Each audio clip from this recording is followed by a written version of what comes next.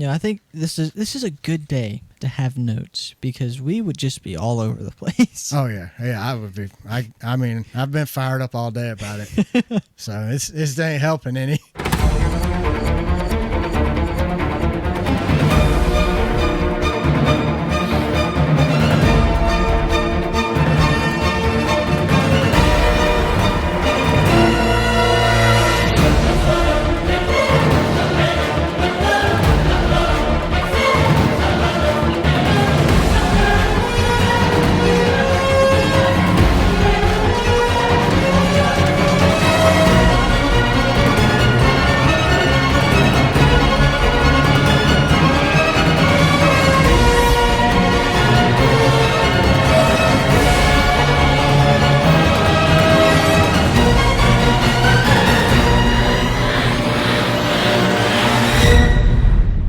What's going on, everybody? My name is Brad, and with me, as always, is John, and this is Race Car Spelled Backwards, episode 117. John, what's up, man? What's good? You think? I hope so. I hope it's good. Like, I really hope it's good. At this point, we're gonna be on like episode 120 before we even get one. Before we even put out episode 117. I feel like we're on episode 130 at this point. Because you got to count last week, all the failed attempts at recording last week. Oh, man. We're having camera issues, apparently. So our camera has just decided... It's done. Yeah, it don't work no more. I don't know what... It worked after the clash, it worked, and now it don't. So we're attempting to record this one using my cell phone camera, which, believe it or not, is much better quality. And... the audio is still the same, so that works great. We just need the cell phone to stay connected. Yeah, that was our issue. That's what we're hoping for. The first try, that was the issue. We got like 5 minutes in and boop. So before we jump into the show, I want to give a shout out to our presenting sponsor. This show would not be possible without her, but that's Designs by Sydney. Sydney is a master of graphic design, creating everything by hand with a personal touch. She has you covered if you're looking for unique NASCAR driver stickers celebrating each week's winner. But that's not all. She also offers custom logos, letterheads, t-shirts, and a whole range of custom stickers. Do you need to revamp your business's branding or boost your social media with eye-catching graphics? Then Sydney's the artist for you. Check out Designs by Sydney today for all your design needs, where creativity meets craftsmanship. And for the month of February, use code CAR0225 at checkout and get free shipping on your order. Now let's get back to the show. All right. That's twice today. It went pretty smooth. Yeah. So maybe you will be able to say it without the clipboard if we keep having to do all these retakes. I might know it by the end of the day. I also want to give a shout out to Lynn, Mama Lynn. Thank you for watching each week. We greatly appreciate it. It's Sydney's mama. Oh, really? And she actually watches a lot of weeks. She watches this episode before Sydney does. Oh, wow. So it's a diehard. Thank you for watching. We love you and we greatly appreciate it. So diehard fan. Before we jump into the Jeff Gluck poll, let's talk about Sydney's best race of the weekend poll. Sydney puts out this poll every week. I retweet it. You can find it on Twitter, X, whatever you want to call it nowadays. I think I'm going to just start calling it X. It's just a habit when I call it Twitter, but Sydney also puts it on her other platforms as well. So this week, 18% voted for the trucks, 27% of you voted for the Xfinity Series, and 55% voted for the Cup Series. You know what? I think, now here's my theory. So I think the trucks and the Cup race were the two best races of the weekend, right? Agreed. You agree with that? I agree. But the Xfinity Series has CW. Yeah, I know. So that's hard because the Xfinity race in person was kind of bleh. I mean, but we've also seen Austin Hill win every year at Atlanta. Well, that and it just, I felt like nobody tried to pass him all day. No, they did. Even Justin Allgaier didn't even block him. I know, which I was kind of shocked about. Even Austin was shocked about it. Do you think Richard Childress has the same pull over the Xfinity Series as Rick does over the Cup Series? Now, here's a theory for you. It was the Bennett 250. Austin Hill was in the Bennett's car. Well, it's always the Bennett 250 at Atlanta. And who always wins at Atlanta? I know. It's annoying. Like, I don't personally like RCR. I don't understand why Allgaier didn't block him. I don't either. So I'm not a huge Austin Hill fan. I wouldn't ever mess with him because he's one of them West Georgia boys. And just ask Myatt what happens. Yeah, he'll take you out. Whew. So I like you, Austin. Please don't punch me in the face. We don't mind seeing you win, actually. Yeah. But it's just like the Jimmy Johnson effect. He wins 7 championships and everybody hates him, and then he stops winning and everybody loves him. Yeah. Nobody likes to see the same driver win over and over and over, except that driver's fans. Yeah, right. Well, I don't know. I was trying to reason with it. So if Allgaier goes up and blocks him, I'm guessing he's thinking Austin just goes around him, which is kind of what I thought was going to happen anyway. But I still don't know why you don't go for the block. Yeah, I don't know why you don't go for the block either. If Austin just goes around you like you think he's going to do, don't you have the momentum from his line to push you? Yeah. I don't get it. I think Allgaier would have won that race if he would have blocked Austin Hill. My opinion. I could be wrong. I'm not a driver. But, as a fan watching the Xfinity race, especially coming off such a phenomenal truck race. Oh, that truck race was so much fun. Kyle Busch put on a masterclass clinic all day. Oh, it was so enjoyable. Well, the first stage, he never even led a lap. No, but when he took control, it was over. Oh, it was. I loved watching him play with the other little guys out there too. They would slide by him, and Kyle would just wave. You'd pass him half a lap later. Yeah, he just was like, "I got you the next corner," and by himself, didn't have any drafting help, just around him, right in front of him. It was so good, and I think that Kyle being in that field elevated everyone else. Oh, absolutely, it always does. Kyle is a good thing for this sport. For the trucks, I was not a Kyle Busch fan because of him wrecking Dale Jr. at Richmond. Yeah. But we used to go to Bristol or wherever we would go, and you would watch Kyle Busch go out there win the trucks, the Xfinity, and the Cup. He would sweep the whole weekend. Now those days are over because of NASCAR and their stupid rules, but I loved watching Kyle Busch sweep a weekend. You saw the talent was on display. How good he was. Just like Austin Hill. Austin Hill's got it figured out. He's went around and threatened to beat everybody in the Xfinity field. If you pass me at Atlanta, I will beat you up. This is my sponsor's race. I'm going to win. And they're like, yes, sir, Austin. Please don't hit me. And he's like, thank you. So he's got the Xfinity Series whoop now. But it used to be Kyle. Yeah. And he didn't have to threaten to beat him up to win. He was just that good. He actually could drive past him. He just beat him. He just go out and put a clinic on just like he did Saturday. So phenomenal race. Actually, we had a really good time at the racetrack Saturday. Yep. Had a good time at the racetrack all weekend, to be honest with you.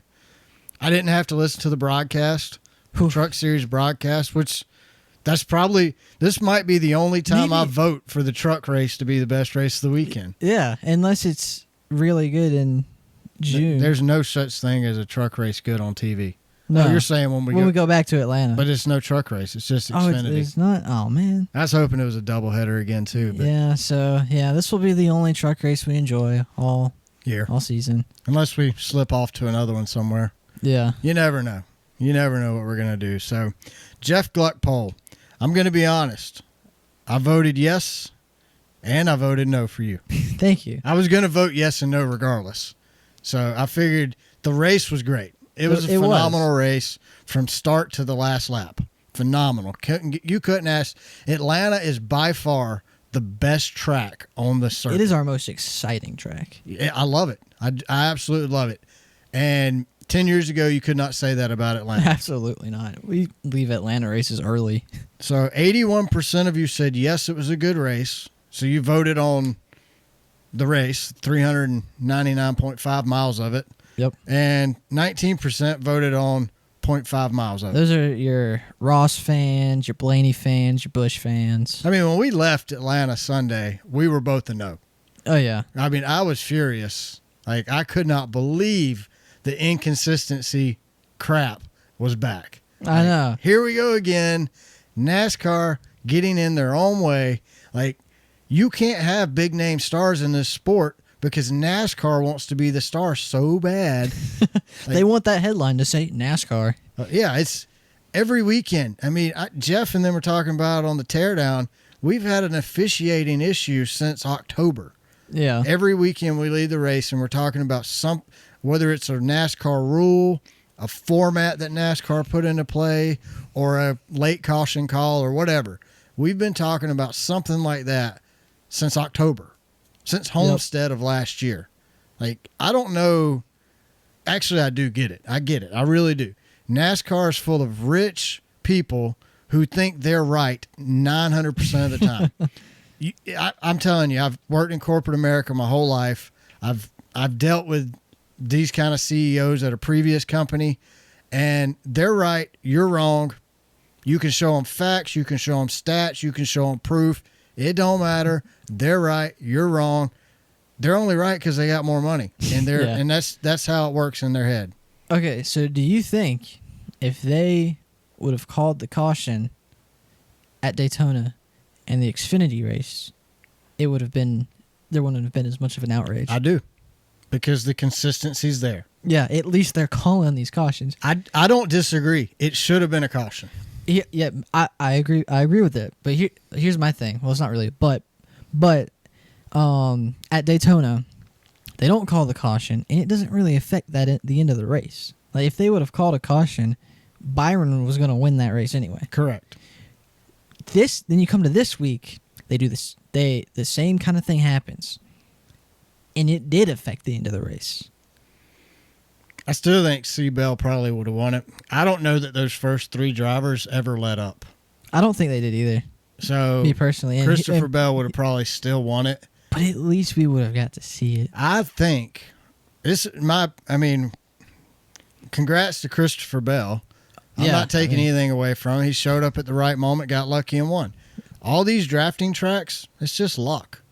I think it takes 25% talent, 75% luck to win at a drafting track. Atlanta, Talladega, and Daytona. Although I think Atlanta puts on the best show when it comes to drafting tracks. Although if I have to hear one more media person call Atlanta a super speedway, my gosh, I'm going to lose it. We are not a super speedway, guys. Speedway is 2 miles or bigger. Yeah, we have. I mean, we've been going to Atlanta for years. It's called Atlanta Motor Speedway, not Atlanta Super Speedway. Look, when Atlanta was the most boring race on the schedule besides Phoenix, no one called it a super speedway. The only way to make Atlanta a super speedway is to make it bigger. Exactly. We're a mile and a half. So just call it a drafting track. I'm okay. I understand. It's super speedway-esque racing. This might piss some people off, but I think the reason we're calling Atlanta a super speedway is because Mike Joy is too old to remember too much different styles of tracks. So they're like, we got super speedways, Mike, and then we have racetracks. Can you handle that? Mike, have you ever noticed he talks to himself the whole time? Oh, like, my gosh. Clint and Kevin are bickering back and forth, and you look at Mike Joy over there. Oh, man, I can't. Like, say something, Mike. Your mouth's moving 100 miles an hour, but no words are coming out. Yeah, but we are not a super speedway. No. We are a mile and a half, but yes, we are now a drafting style track. Drove me crazy listening to that all weekend. Like, super speedway racing? No. We've been to super speedways. Talladega, Daytona. All we did was change the banking at Atlanta. Yeah, I mean, that don't make it a super speedway. Now it's a drafting track, and I will say this: the more that track wears out, the better it gets. Yeah, that's a fact. It's only going to keep getting better. So Texas, take note. Your race sucks. This could help a lot if you're interested in putting on a good show. Phoenix, maybe. I don't know. We just need to burn Phoenix. 81 yes, 19 no. Not surprised. I'm not either. I thought it would. If I bet you this. I bet you good money. If that race finished under green, that's like 90. It's in the 90%. 90s, yeah. If like last year. Yeah, if it finished green with another 3 wide, that's 90s. Yeah. Easy. Because like I said, I got 2 accounts. I voted yes on one, no on the other, because I was in the middle. I was indifferent. I hated the finish. And I don't know who I'm mad at. I don't know if I'm mad at NASCAR. I don't know if I'm mad at the drivers. I don't know if I'm mad at the teams. I don't know if I'm mad at the car. I don't know if I'm mad at the tracks. But somebody has made me mad here. I blame somebody on all this crap. It's somebody's fault. So we'll get back into that here in a little while, I'm sure. Oh, yeah. Because I I don't like to rant, but it just kind of happens. Yeah, I think this is a good day to have notes because we would just be all over the place. Oh yeah, I would be. I mean, I've been fired up all day about it, so this ain't helping any. Recording a podcast does not help your stress level when you're already stressed about NASCAR. Yeah, it just all comes bubbling out. Just ask Jeff. That's what the show's for. Did you listen to the teardown? No, I didn't. Don't. It's not bad. Jeff does a great job, but I'm so tired of Jordan. Like, God. He is the most egotistical podcaster out there. I literally turned it off last week. Narcissist is what I call him. I don't even know what that means. No, last week I turned off the teardown because of Jordan. Well, like, Jeff's talking about something. He's like, you remember that time when he said, like, a monkey in a football, and Jordan's like, oh, why don't you say it, Jeff? Jeff's like, no, it's a family show.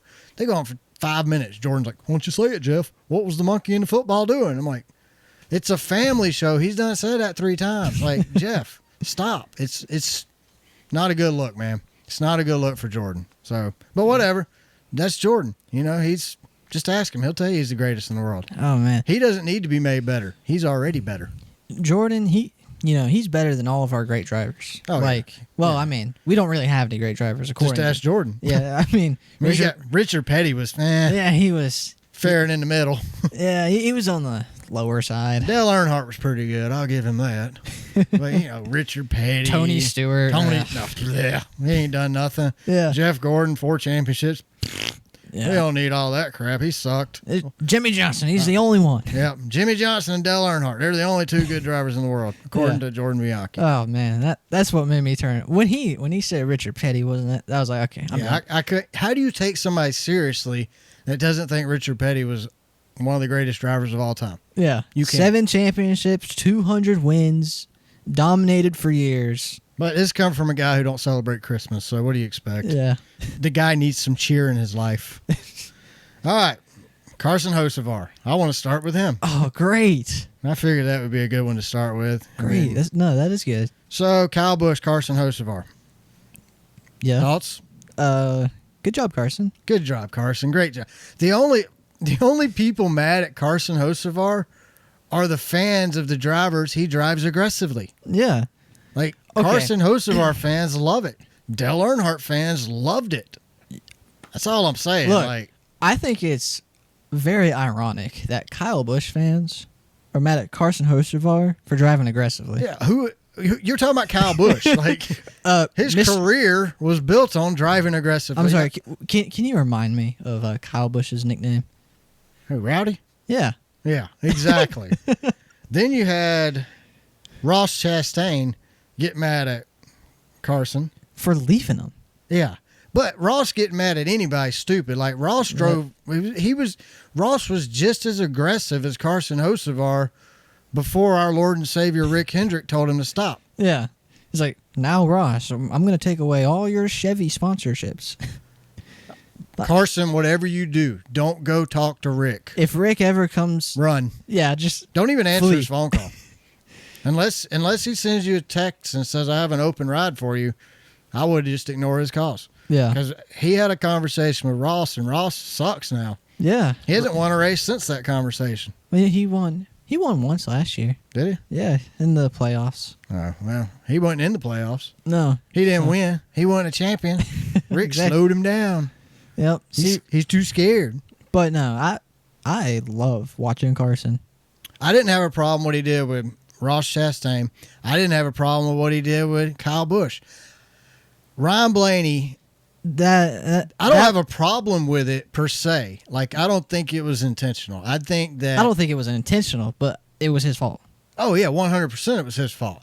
But I think it's just he's still a rookie in a sense. This is year 2. Yeah. He's going to make mistakes. But he finished second. Like, right, like how can you really blame the guy? These other guys crying and wanting to go have a powwow with him in the middle of the infield so the TV cameras can't hear you. They didn't finish second. Right. Well, I heard on Denny's show that not Ross, Carson was a little bit more put together on his TV interview. Oh, he was. But because then he's like, I'm not here to be friends with these people and start a boy band. That's what he said on the radio. Oh, man, I wish he would have said that on TV. Like, I know why he doesn't, because, they're all media trained these days, and you got to have a good personality for TV. No, you don't. Carson, no, you don't.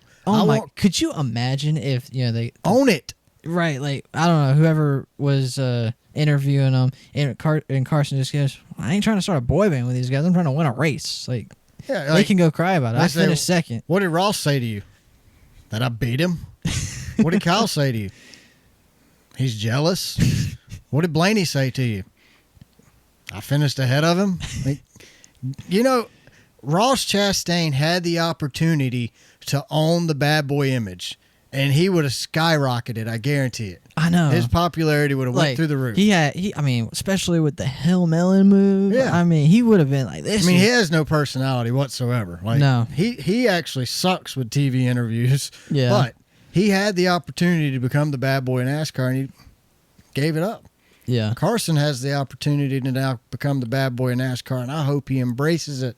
Me too. If Carson Hocevar embraces how he drives, he's got a fan in me. Yeah. And I found myself pulling for him Sunday. I did too. I was like, when Carson shot it through, I'm like, let's go. Let's do this. Let's win this thing. Yeah. I really was pulling for him to win at the line. That would have been amazing. Like, yeah, it would have been phenomenal. Could you imagine that? He drove this aggressive style race and won it. And then you would have Ross and Blaney and Kyle having a talk with him, in victory lane. Like, how dare you? How dare you do that to me, Carson? Like, sorry, the guys. only person who had a valid point was Ryan Blaney. Yeah. Right. And even if you go and watch it back, it looks like Carson thought about going around him and just didn't make it. Yeah, and that's what I mean. Like, I put that whole accident on Hocevar. Oh, yeah, absolutely. And I think he would own that one. Yeah. Speaking of Carson Hocevar, I hated, and I mean hated, to hear him go on national TV and apologize to Rick Hendrick for pushing Christopher Bell and trying to go for the win. This guy is in his second season of NASCAR with 0 cup wins. He is going to win the race. That is his only job. Yeah. He was hired by Spire Motorsports to win the race, not to push Chevrolet, not to push Rick Hendrick drivers, to win. Yeah. And he gets out and apologizes. I'm so sorry, Rick. Sorry, Mr. Rick. Mr. Rick, please. I mean, don't hurt me. I love HMS. I've always been a fan of HMS. But this stuff right here bothers me. Yeah. I don't like it. It's not a good look. It's not a good look on Hocevar. It's not a good look for Chevrolet. It's a horrible look for HMS and Rick, especially Rick. And it's a bad look for Carson. Yeah. Honestly, like I even said this after the race. I was like, it kind of seemed like he didn't mean it to me. Oh, when he said that to Rick? Yeah. Like, no, I don't think he meant it. Carson said he's apologized to a lot of people, and he ain't changed. Yeah, like I don't feel like he meant it at all. I think he just said that to get Rick off his back. Probably. I hope that's all it is. But it's still a bad look. Oh, it's definitely a bad look. Like, I don't want to see that. But I don't think he actually meant it. No, he pushed Christopher Bell like he did so he could slide down in between them and make it 3 wide. Oh, yeah. He was going for the win. Y'all get over it. Stop being mad at the guy. Right. I mean, don't be jealous. Like, that's all it is jealousy. Like, Kyle's jealous because he's half his age. Kyle, dude, we're getting old, man. It is what it is. Look at all this gray hair. It happens, brother. You ain't got no hair. You need a Joey Logano club because you're losing your hair. Kyle just... He needs a better car. He needs to win. I think Kyle Busch, his contract's up this year. Yeah. Let's go drive for Trackhouse or Spire. Why not? I mean, he won in the Spire truck. Yeah, that's what I mean. Spire's got to speed. I mean, Priest still drives Spire, right? No, Priest is at RFK now. But Hocevar Spire. Who else is at Spire? Haley. Oh, yeah. Well, and MC Duwell. Get Haley out the car. Yeah, what's he doing lately? Why? Yeah, for real. Get everybody. Rick Hendrick is all high and mighty on Justin Haley, so that's why Spire dumped Corey LaJoy and took Haley over LaJoy. Yeah, in my opinion, I might be wrong, but I'm just a fan with an opinion. I don't understand the whole Justin Haley thing. He hasn't done crap. You got Carson Hocevar. He won a rain shortened race one time. Oh, that is true.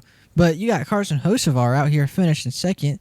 MC Duell, he was running good. I think he got wrecked though. I give MC Duell a lot of credit because McDowell had power steering at the beginning, power steering issues, had to go to the garage, 6 laps down, tied Jamie McMurray for the most free passes in one race with 6. He was trying, man. I mean, where'd he finish at? I got no idea. I got the finishing order right here. I thought we might need it. I felt like it was 13th. How you go from 6 laps down to finishing 13th? Like, that's saying something, dude. Yeah, but so you got MC Duell out here getting good finishes. Hocevar's race winning contention, and then you got Justin Haley. Where'd Justin Haley finish? 24th. 24th. Yeah, I mean, come on. We could put someone better in that car. You would have done better with LaJoy in that car. Yeah. Where'd he finish at? LaJoy got wrecked. Yeah, he got wrecked. He got caught up in that Chase Elliott wreck when Ricky Stenhouse caused it. Yeah. I mean, Ricky, he loves causing wrecks. So. No, I hated seeing Carson apologize. We're going to talk about Ricky Stenhouse. That's next. Oh, great. Perfect. Yeah, Ricky Stenhouse. What'd you think? It's his fault. Yeah, I mean, there's a reason he's called Ricky Spinhouse. He bounced off of Briscoe, got up into Chase Elliott. He bent a tow rod or toe link or whatever they call that thing, and took out Brad Keselowski. Man. Ricky Stenhouse can't help himself. Like every week he's involved in something. Y'all want to give Carson Hocevar a problem. He's a rookie making rookie mistakes. Ricky Stenhouse is old dude at this point. He's a veteran still making rookie mistakes. Like, that's a bigger issue to me than what Carson Hocevar did. Because let's be honest, like Ricky, right? You're right. He's a veteran. We're not talking about Kyle Busch, Denny Hamlin, MC Duell. We're not talking about them doing all this kind of crap. No, we're talking about... I mean, MC Duell, he does throw some crazy blocks on those super speedways, but... Yeah, but that was when he was driving for Front Row, so maybe now that he's at Spire, he's got Rick over him now. You know, he can't make Rick mad now. That's right. Now that he's driving for the Chevrolet Mafia. This is going to end... I mean, Rick Hendrick's going to turn me against Chevrolet. I know. It's going to be Between their crappy transmissions and Rick Hendrick, man, I'm going to start pulling for Toyota. Too bad Honda's not out there. I love a Honda Accord. Hey, Corey Haim's going to be racing for 2311. Yeah, that's pretty good news. That is awesome. I know Joe Gibbs don't like him because him and Ty don't get along. Who cares about Ty? Well, his granddaddy. I mean, I know, but... I love how these grandfathers pick up their grandkids and it just helps sink their company. Like, you got... RCR is nothing with Austin Dillon. You got Ty Gibbs, you got Austin Dillon. Both are only in cars because of their grandfathers. And guess what? They both suck. I think Ty Gibbs actually has some talent. I just don't think he can... Ty Gibbs has been coddled and babied his whole life. He looks like it. Just like Austin Dillon. They get what they want. Pop takes care of them. Grandpappy loves them. Whatever. They get anything they want. They've never probably had a whipping or been put in time out or been punished. And this is what happens. Like, Ty gets so mad, he goes airborne at the Clash because he can't control his anger. Could you imagine Kyle Busch in the number 3? I'd be all for it. That would be so cool. I would support it, but I don't think Kyle stays. If Kyle doesn't win multiple races this year, he leaves RCR, in my opinion. Well, they haven't done nothing for him. No. Like, Kyle Busch is one of the greatest of our sport. Of all time. I mean, he is a Hall of Famer. Easy. 4 times over. I mean, easy. He's got over 100 wins in Xfinity, 60-plus wins in the trucks, and, like, I don't know how many wins he has in Cup. More than a few handfuls. Yeah, I mean, he is one of the I've seen him win more than anybody else in person. I mean, he is one of our greats, and RCR is treating him like crap. That's a fact. Daniel Suarez. Oh, man, that was a great caution. He ran out of talent. Man, that was a really good caution. It took out several guys. Like, Daniel Suarez, there is a gap, but there is a car in that gap. And then Daniel Suarez just... Hey, amigo, wee! Well, I mean, you remember... And just goes spinning. Remember, was it Talladega or Daytona last year? Where he tries to pull back in line when he's going 30 miles an hour slower. The dude is... I've given y'all my opinion on Daniel Suarez. I don't want his wife to beat me up or nothing, but... You know who else? I don't like him. You know who else was taken out in that Daniel Suarez crash? Cole Custer. Cole Custer. That dude is... So, how many DNFs do you think he has this season? 36. No, I think Cody Ware is going to. Okay, that's a good one. Who wrecks more this season? Cole Custer or Cody Ware? Aren't they tied right now? Cody Ware. Yeah, I think they're tied right now. Okay, they're tied. I'll go with Cole. I think Cole will wreck more than we're gonna follow this up at the end of the season. We remember. Yeah, we need to get like a note card and just write down every week. All right, Brandon, if you're paying attention, we're gonna need you to track who wrecks more, Cole Custer or Corey LaJoy. Cody Ware. Not Cody. Cody Ware, not Corey LaJoy. But we need you to keep up with it for us. I mean, you're my stats guy. You're the one. You're probably texting me right now. I hope Cole Custer wrecks 36 races. I hope he wrecks every one. That would be a feat. I mean, that's like that Danica Patrick. That probably gets you on stage at the awards banquet. So, oh man, Briscoe had some trouble yesterday. Yeah, I think Briscoe needs a hug. He does. Someone needs to tell him it's okay. He just needs to calm down. But look, man, Joe Gibbs is not going out of business at the end of the year. You're not having to prove yourself. Go out. I think Briscoe is very talented. I actually really like Chase Briscoe. I think this problem this week was that big penalty. Yeah, I do too. I think he's trying too hard now. Yeah, he tried to fill a gap that wasn't there. Yeah, just calm down, relax. You're a road racer and a short track guy. You can win a race this season. You win a bunch of races and put yourself in the playoffs. You're gonna be fine. I think he needs a hug. Yeah, I really do. I think that's what Chase Briscoe needs is a hug. So I don't know who's a hugger. Hendrick maybe. Maybe you gotta keep it in the Joe Gibbs family. So Denny, I don't see Denny as a hugger, but maybe no, Denny's a fighter. I know he says that, but Denny, just go give Chase a hug. Be like, come here, buddy. It's okay. I got you. Maybe Hendrick would be a good guy to get a hug from. You know, he's lanky. He'd probably give a good hug. He got long arms. I don't know who gives good hugs, but who do you think's the best hugger in NASCAR? Probably Ricky. You're gonna wreck that many people. You better be a good hugger. He practices. I don't know. I've never thought about it, to be honest with you. I just feel like somebody needs to give Briscoe a hug.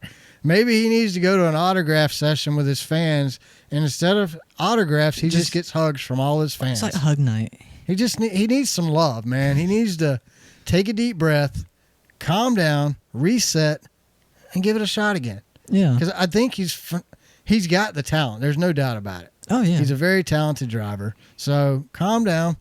Maybe go out Coda and win. I'm gonna pick him for Coda. How about that? I don't know if that instills some confidence in you, but Briscoe, you're my pick for Coda. Don't let me down, please. I need you to do well. You're in my fantasy league. Yeah, right. I took you over Chastain. I think SVG is going to win Coda. Yeah. Or Zilich. He's good. He's a good road racer, too. Very good. Kyle Larson puts Austin Cindric in the wall, 3 laps to go. Do you have a problem with that? No. Well, okay. Kyle's fault? Absolutely. Do I have a problem with it? Not really. It's no different than what they do in dirt track racing. Yeah. They run them high. I think Kyle was absolutely committed, and Kyle was either you're lifting or you're going in the wall. I think you're right. And that's what happened. Yeah. Cindric went into the wall. Yep. I think that Kyle was trying to win. I mean, he's never even finished one of these races at Atlanta, so he went for it. And he gave Austin Cindric a choice. Let off or hit the wall. And Austin decided to hit the wall. And I mean, I get Austin's frustration as well. Like, you know, he's led like 700 laps in the last 2 weeks and hasn't finished a race. I know, and you got ran up the wall. I absolutely agree with that. But you should have lifted. Yeah, you had a choice. You didn't have to run into the wall. You drove into the wall. You didn't hit Kyle, then hit the wall. You hit the wall, then hit Kyle. Yeah. And Kyle got away and you didn't. So maybe next time lift. I mean, but 3 laps to go. I mean, like they're gonna run you up the wall at that point, right? Like you have to. You got to do what you got to do. I mean, I say that, but to an extent, like we need to rein this in a little bit. Do what you got to do. You can't win the race in turn 3 on the last lap from 25th. 24th. Yeah, 25th, 24th, whatever. 36th. Yeah. But these idiots drive like you can. So I got no problem with what Larson did there. I hate it for Hendrick because Hendrick drove a phenomenal race up until that point. But I got no problem with what Larson did. Yeah. We both agree caution should have come out. Yeah. That's the next topic here. Yeah. Yeah, we've already talked about that, but yeah, So caution comes out there. a lot of people are complaining because we didn't get a caution at Daytona. We didn't get one in the Xfinity race, but we got one at Atlanta. And then they're complaining about the Blaney caution. Which I wasn't even sure why they were complaining about the Blaney caution until you explained it to me. So Blaney is sideways, and the caution comes out. He's still sideways, and then he spins. He wasn't even sideways.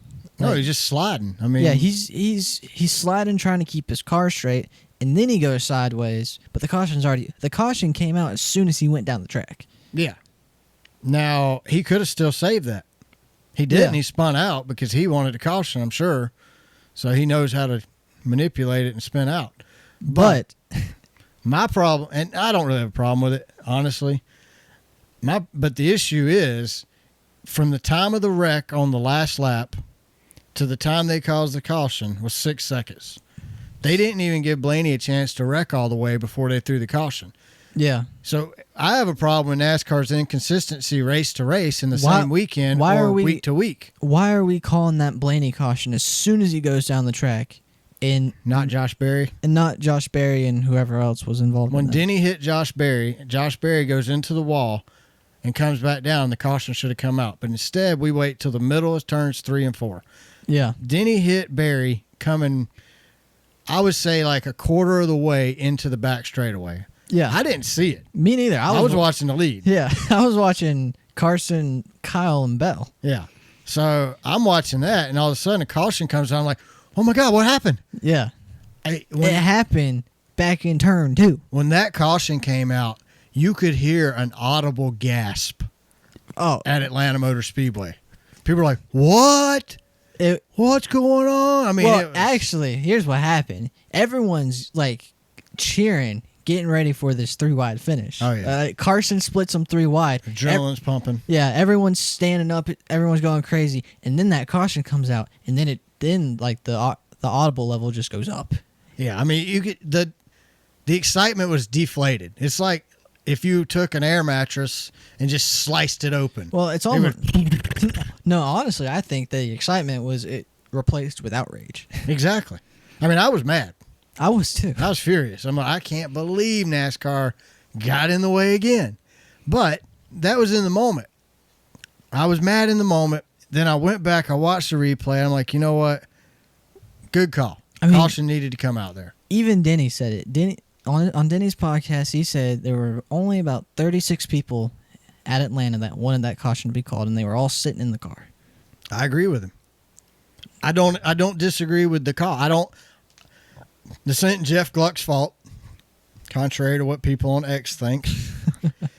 And the only reason I say it's not Jeff Gluck went on a rant about Saturday. They should have threw the caution, blah, blah, blah, blah, blah. Ran it all about it on X for 3 hours probably. Whatever. He was at home, had nothing else to do. Everybody Sunday got mad. This is the media's fault. This is Jeff Gluck's fault. Like, people were blowing Jeff Gluck up. Oh, like, man. You idiot. You caused this. No, he didn't. NASCAR has historically never listened to fans, drivers, or the media. So why do we or think teams. why do we think they're doing it now? Yeah, they don't know who Jeff Gluck is.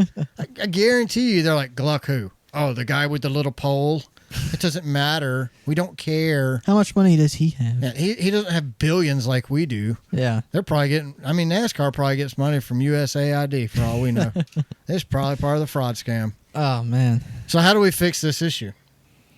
Well, I mean, I told you what I think yeah. we should do. So there's your idea.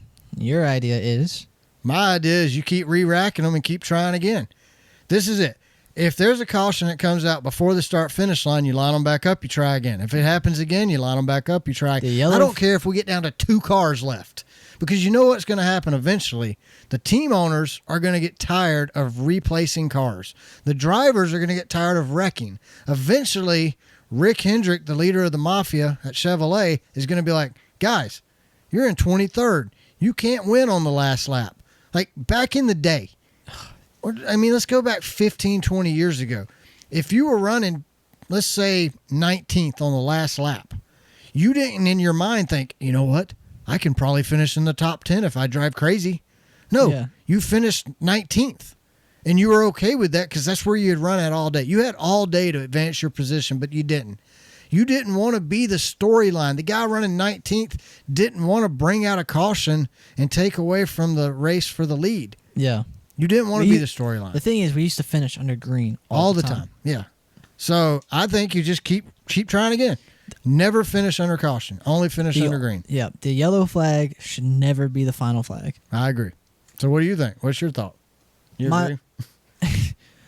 See, to an extent, I agree. I'm thinking about it here because I'm maybe in the more towards the side of, like what I call it.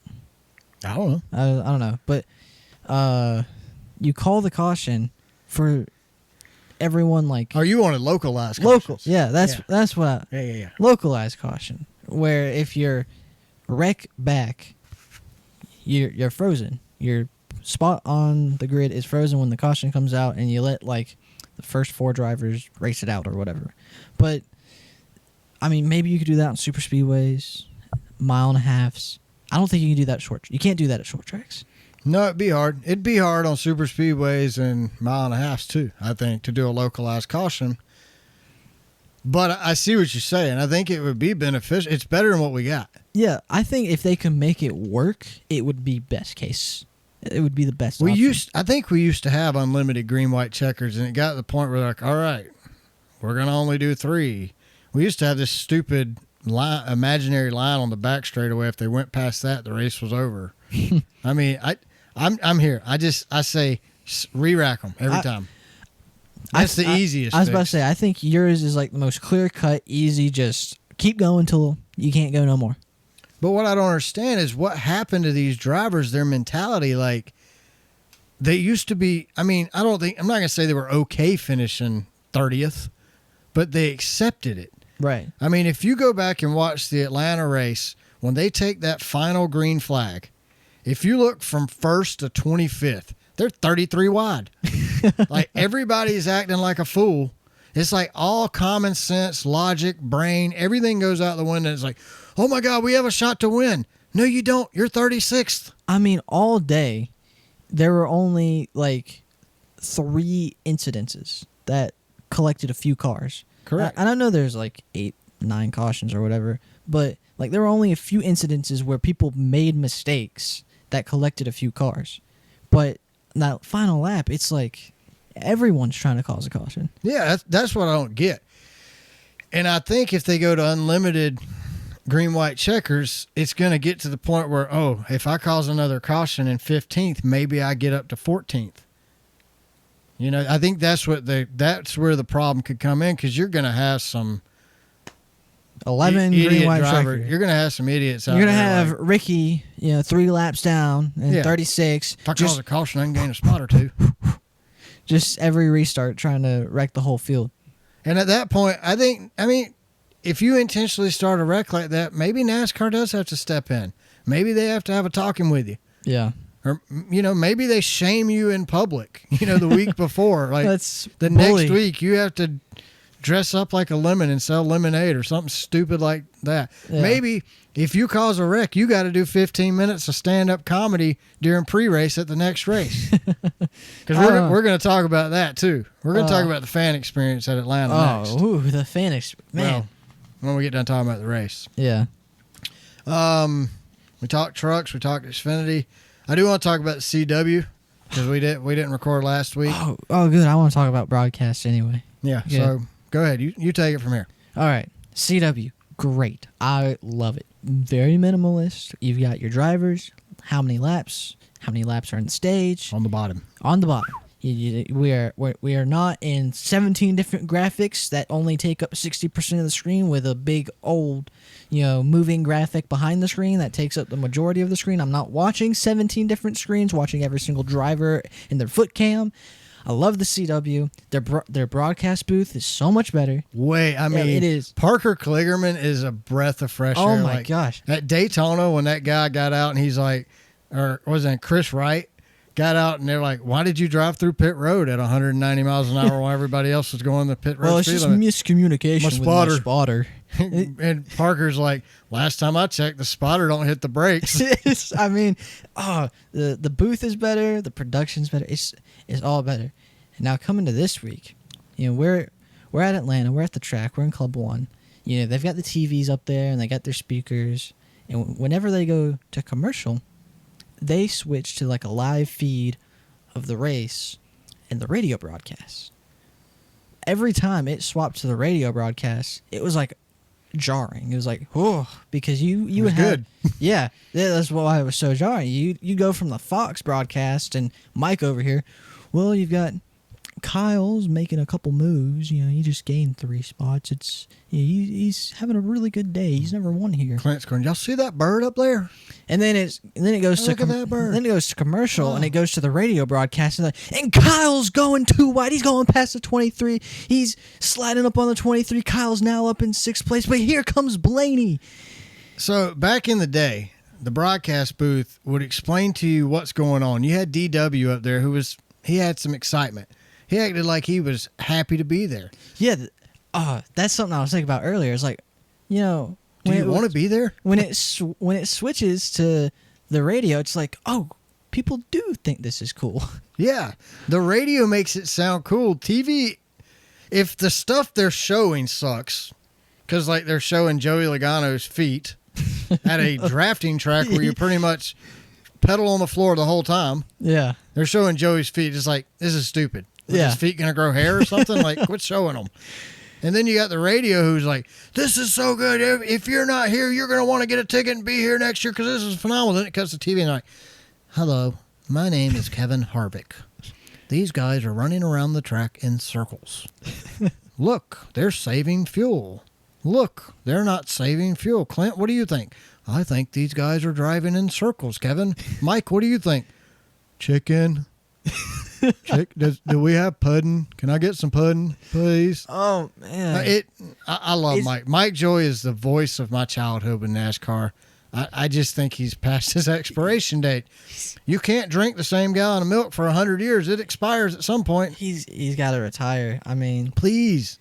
Now you look like DW riding around there in last place using champion provisionals to make the race. I mean, it's embarrassing. You just gotta hang it up at some point. But I don't know who needs to be in the booth. I don't know if you need to keep Clinton. I mean, I love Clint's excitement when he's excited. Yeah, when he hasn't been excited in a while. And then Kevin really just gives Clint crap the whole day. Yeah. He's like he's trying to pick at Clint. It's kind of annoying, to be honest with you. I really don't care for anybody in the Fox booth anymore. Yeah, I mean, what really, like, you would think being at the track, the broadcast wouldn't be much of a topic, but just you could hear it. But hearing the transition from the Fox broadcast to the radio broadcast, it was like, oh my gosh, this is exciting. And then I watched the replay of it when I got home to prepare for this show, and it just drove the nail in the coffin for Fox. Like, it's doing a disservice to NASCAR fans. Like, we tune in. There's not a normal average fan who can afford to go to every single race of the year, all 36 races. Yep. We have jobs. So unfortunately, we're stuck watching this crap on Fox. Like, now I know we got the in-car stuff from Max. And then at Daytona, they had the VR thing where you could watch the whole track. That's pretty cool. The only problem I had with that, though, is they kept changing cameras.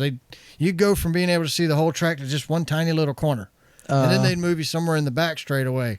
Like, you're in a Porta-John watching. Like, just put me in the blimp. Yeah, keep me in one spot. And then you have the TV broadcast up here, so you can look up and you can hear Mike or watch Mike talk to himself, and then you can hear the other guys. We just need to find a way to... We need to be able to sync up the...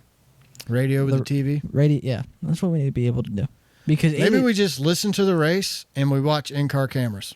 Yeah. Listen to the race on the radio and then watch in-car camera views for the rest of the race. You know what? Let's give our viewers a special treat that they didn't get to see on the radio broadcast. A little story about the Atlanta race that they missed. Corey LaJoy in the pace car. Oh, yeah. So, unless you were at Atlanta, you didn't see this because I've found zero replays of this. But when Corey LaJoy got into the wreck, it was at the Cole Custer wreck, right? Yes. So, Cole Custer's here, LaJoy's here, the pace car's in the infield. Well, the pace car's pulling out frontwards, and LaJoy, instead of driving around like Put he it should in have, reverse, Terry. he throws it in reverse and just slams it backwards. If I say he missed by inches, Oh my God! I mean, it's we were literally like 0.5 inches, 0.5 centimeters. Like it was that close. I guarantee you the pace car driver had to change his drawers when he got back to that parking spot. Because I don't know if you, but when the pace car realized LaJoy, he Floored it. He stomped on the gas. And then LaJoy slams on brake. I mean, it was so close to being a great thing. I wanted so bad. I was like, LaJoy's about to hit the pace car. LaJoy's about to hit the pace car, and everybody's watching him, and he just slams on brakes. It was so close. I was like, oh man, he was almost Days of Thundered it. He's hit everything else. Why not hit the pace car? It's the only thing left in his career he's got left to hit.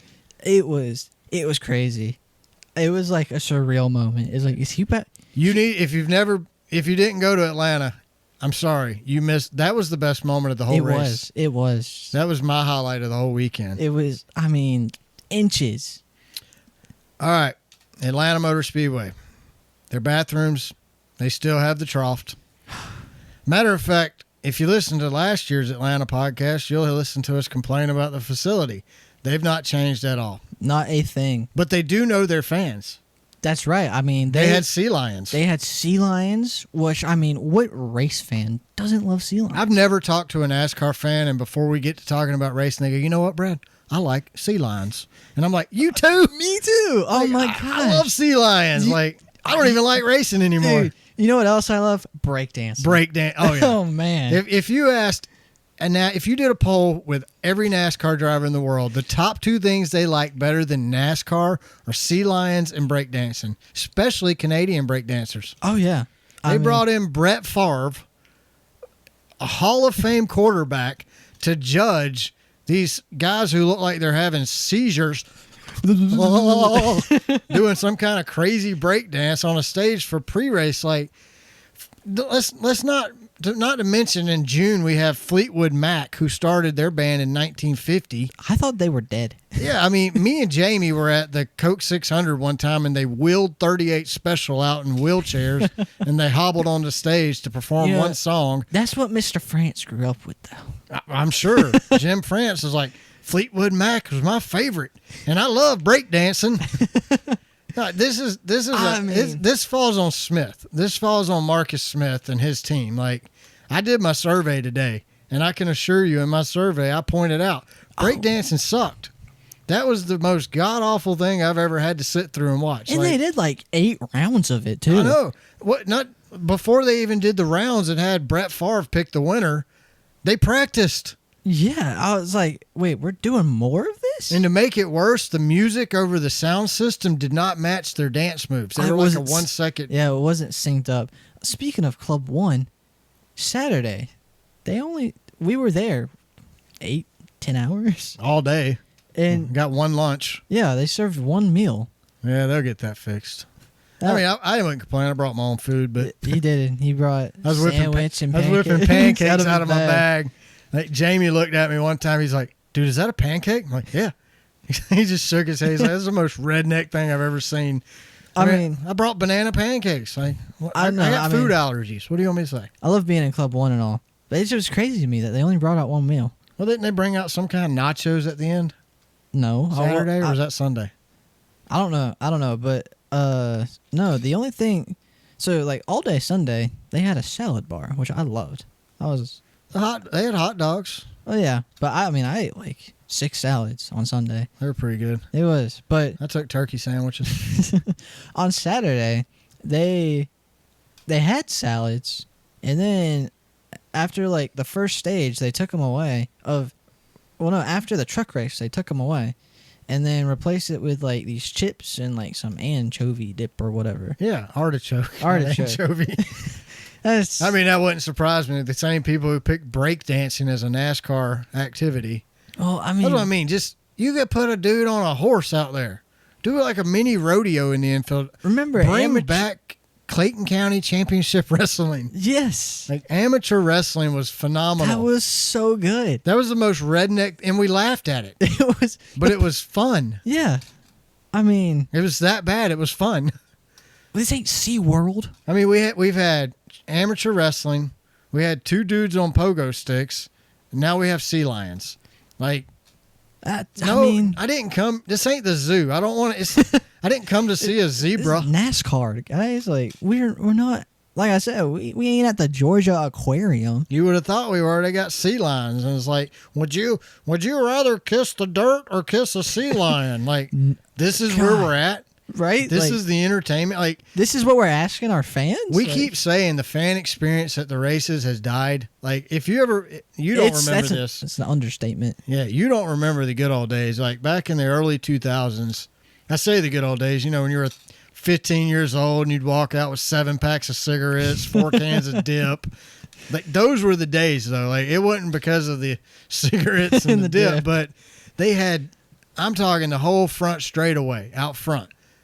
It had every driver, all 43. I know it's hard to believe. We used to have 43 drivers. Even Buckshot Jones had a holler and sold crap, and people bought it. And you had the knockoff tents across the street. All that's gone. Now you got JGR trailer or HMS trailer, and then you got Chase and Larson. But Yeah. everybody the other HMS drivers have to share a trailer with Dale Jr. Yeah. Like, And then Dale Jr.'s got his own trailer on top of that. I mean, no, I don't remember early 2000s, but even when I was little and would go to races, eight years ago. Talladega. They did it better. Yeah, like 8 years ago, you still had a bunch of haulers. I mean, it was still like we still used to walk around and were entertained. Yeah, you could spend a few hours outside the track. Then you go in the track and be entertained. Now you spend 20 minutes outside the track and you're like, well, I've walked around and I've looked at the guy selling Chevrolets. I've looked at the guy selling tractors. I've went over to the health insurance booth where they're trying to get me to, take a vaccine. Saw and the sea lions. then you go see the sea lions. And then you go in the track and you got break dancing to some horrible music that's not even lined up with the dancers. And then you bring Brett Favre out and a couple other NFL stars that I don't know, and they judge the break dancing competition. Then you bring out somebody nobody's ever heard of to sing. It wasn't the national anthem because the guy who sang "God Bless America" on Saturday sang the national anthem on Sunday. Yeah. But I mean, this is NASCAR. We're paying $150 plus for tickets. Bring in a big name singer, like country music artists, like Chris Stapleton or Eric Church or Cole Swindell. Even he was up in the club. I know. Why couldn't he have performed? He could have went out and done 3 songs, and that would have been way better than Funkalicious or whatever their name was. The breakdance crew or something like that. It was Funk, Funk, so I don't get censored here. But it was Funkalicious or Gosh, what happened to something. talking to drivers before the race? Yeah, that would be even fine too. Interview the drivers on the start finish line.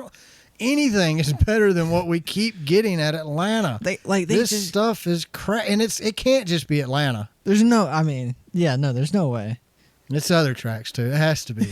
I mean, we're just making fun of them, picking at them because they suck. But I mean, we say it jokingly, but I'm serious. Like, I'll keep going. Yeah. That's the thing. I was doing the survey for Atlanta Motor Speedway, and it's like, what's going to make you come back later in the year? Is it Funkalicious or is it the Sea Lions? No, it's the racing. It's the racing. Y'all have a phenomenal track. You have the best track on the circuit. If NASCAR could get out of their own way, they'd have the best sport. Gosh, could you imagine like if they actually did something to the facilities for Atlanta? Yeah, this is honestly, Atlanta is becoming or is at this point, I would say, our best race of the year. Like, I don't know. Like, I'm not a woman, obviously, and I don't identify as one either. Thanks for letting us know. So that. I've never been in the women's bathroom to use it, but I don't feel like the women go in the bathroom and there's just toilets on the wall and there's no dividers. Maybe. When you go to the men's bathroom, it's just a wide open trough. You just cuddle up next to your buddy and you just pee together. Like, hey, man, never met you. My name's Brad. Let's pee. Maybe we'll ask Jamie to go check it out for us. Oh, Jamie just complained. Oh, the women's bathroom? Yeah. I don't think he's ever identified as a woman either. I'm pretty confident in that one. He'd probably go in there and look at it and get arrested or something, but I'm just saying, like, I don't know if the women's bathrooms are as bad as the men's We're bathroom. sorry. I feel bad for the women. We're sorry. I feel bad taking my daughters. Yeah. Like, I remember when they were little, I'd send them in the family bathroom. Oh, really? Yeah, because I could stand outside the door and I knew there wasn't some creeper in there identifying as a woman. That's true. So I felt safer. Oh, But man. that was also at Talladega, and they know how to treat their fans. Talladega had the VIP kids experience. Oh, that for was so free. cool. We didn't have to pay for it like in Atlanta. You just signed up and went. Like Talladega, Marcus, go hang out at Talladega. They know what they're doing over there. Just Brandon, whoever runs that show. Put some love back into your tracks, man. Put some money back into it. We know your pockets are stuffed. Yeah, right? Take that USAID money you got and put it back into your track. I don't know. I just think Atlanta could be it could be so good. It's a great race. Like let's it's the best. Yeah, I mean, But look, how many people were there? Would you Half. say 50%? yeah, I was about to say half.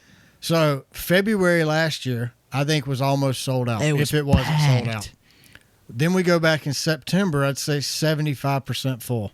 Yeah. Then we go back in February. Then we like go back this weekend, and 50. it's 50% full. I maybe. think in June there'll probably be more people because it was a good race, but I would never go to Atlanta in the playoffs again because the drivers drive differently during the playoffs. I think the playoffs have actually ruined the final 10 races of the year unless it's a cutoff race. It'll be good.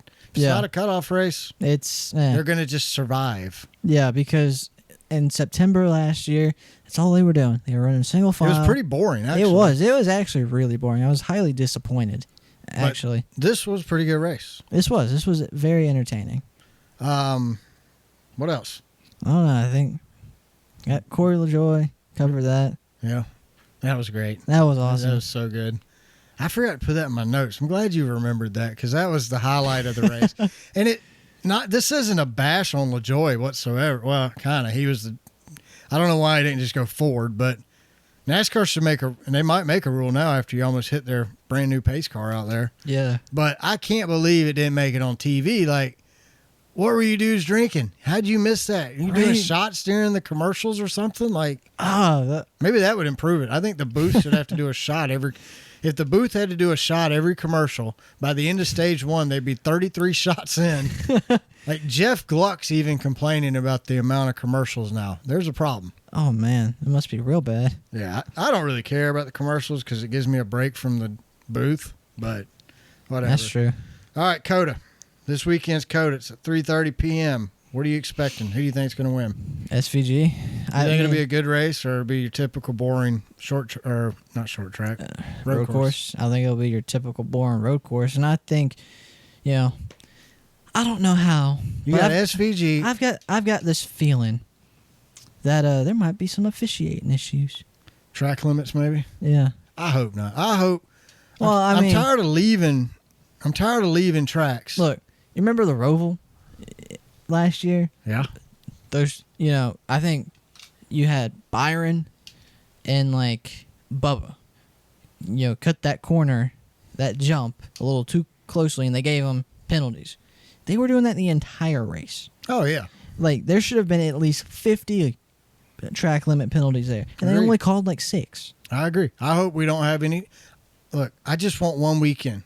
I think for every 2 crappy officiated weekends like of the NFL, of NASCAR, I think we should get a break one weekend. Wow. I mean, why COTA though? Like, that's not going to be interesting. I know, but you could still give me a break. Oh, yeah. They can throw localized cautions at COTA and get away with it. Yeah, I mean, let's just not have any controversy this week, please. I would like to come on next week and say, you know what, that race sucked. It was boring. No controversies. What are we going to expect the next weekend? Yeah. Where's next? Las Vegas, I think. I don't know, but I mean, you've got SVG, you've got AJ Allmendinger. So who's your pick to win? SVG? I think SVG.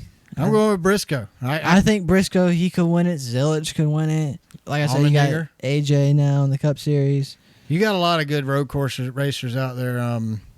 Ross runs good there. Yeah. Dinosaurus runs good there, but I hope he don't win.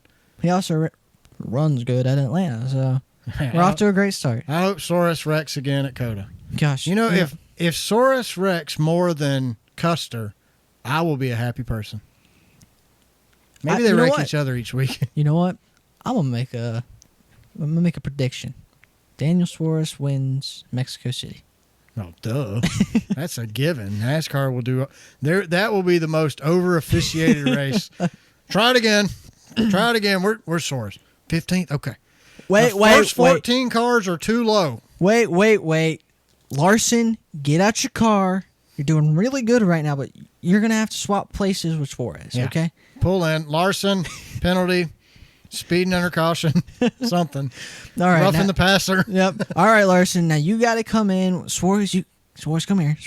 All right. Now Suarez, you get in the number 5. I think he automatically gets the pole position too for yeah. Mexico City race. You know, he's going to be.